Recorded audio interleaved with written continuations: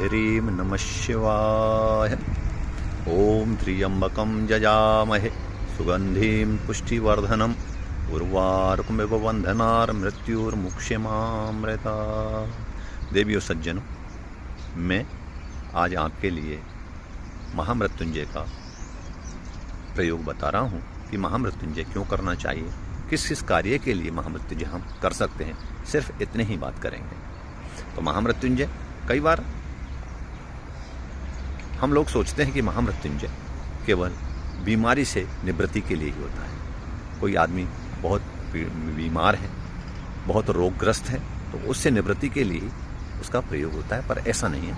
महामृत्युंजय भगवान मृत्युंजय की कृपा प्राप्त करने के लिए, भगवान महारुद्र की कृपा प्राप्त करने के लिए, भगवान गौरी शंकर को प्रसन्न करने के लिए और ये प्रयोग किया जाता है, जिससे हमारी अनन्य जो कामना है, अनेक अनेक कामनाएं, सभी कामनाओं को पूर्ण किया जा सकता है। जैसे कि अगर कोई गोचर या कुंडली जनित, ग्रह जनित कोई परेशानी आ रही है, तो उसकी निवृत्ति के लिए भी महामृत्युंजय किया जा सकता है। अगर कोई आदमी किसी महारोग से पीड़ित है, तो उस महारोग से निवृत्ति के लिए भी महामृत्युंजय का प्रयोग आप कर सकते हैं या करवा सकते हैं।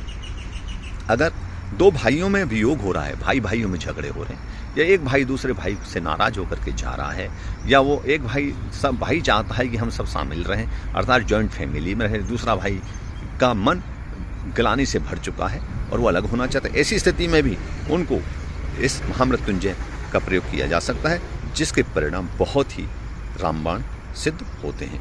अगर किसी का राज्य जा रहा हो, अर्थात हमारे बीच में, समाज में, देश में कई बार चुनाव होते हैं, या उन चुनावों में हार और जीत होती है, तो कई बार आदमी अगर चाहता है कि हमारी हार हो रही है या हमारा राज्य जा रहा है, हमारा कुछ नुकसान हो रहा है अचल संपत्ति का या चल संपत्ति का, तो भी महामृत्युंजय का प्रयोग आप कर सकते हैं या करवा सकते हैं।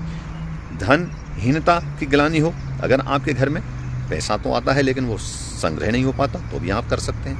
किसी ने शीघ्र मृत्यु होने की कह दी है, अगर किसी ने कोई श्राप दे दिया है, या कई बार आदमी किसी को बद्दुआ दे देता है, वो बद्दुआ से बचने के लिए ये महामृत्युंजय कर सकते हैं आप या करवा सकते हैं। अगर मेलाप नाड़ी दोष आ रहा हो, यानी एक कन्या और एक वर ने एक दूसरे को पसंद किया है, लेकिन कुछ उन दोनों के बीच में कोई परेशानी आ रही है, अर्थात कोई दोष आ रहे हैं, प्रकृति दोष आ रहे हैं, नाड़ी दोष आ रहा है, इस प्रकार के कोई दोष आ रहे हैं, उस दोषों को दूर करने के लिए भी महामृत्युंजय किया जा सकता है। फिर इसके बाद में राजभय हो, अगर कोई आदमी है, किसी से कोई कर्म हो गया है, अर्थात किसी से कोई अपराध हो गया है, और उस अपराध होने के कारण किसी ने किसी के प्रति सरकार में, राज में कोई शिकायत कर दी हो, और उसका अगर उसको भय सता रहा हो, तो भी आप इस राज भय से निवृत्ति के लिए भी महामृत्युंजय का जाप कर सकते हैं या करवा सकते हैं।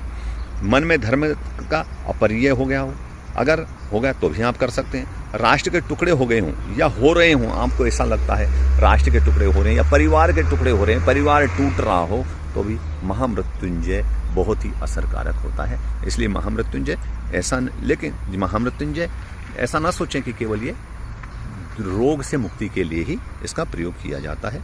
महामृत्युंजय निर्भर करता है आपके संकल्प के ऊपर, आप संकल्प किस प्रकार कर रहे हैं और संकल्प किन परिस्थितियों में कर रहे हैं, संकल्प कितना सही कर रहे हैं। पूरा आपका परिणाम, किसी भी पूजा का, किसी भी अनुष्ठान का परिणाम आपके संकल्प के ऊपर ही निर्भर होता है। इसलिए संकल्प यथावत सोच समझ करके संकल्प लें, सही संकल्प लें और आप करें, और इसको करवा भी सकते हैं। इस प्रकार से महामृत्युंजय भगवान की कृपा प्राप्त कर सकते हैं। महामृत्युंजय भगवान की जय।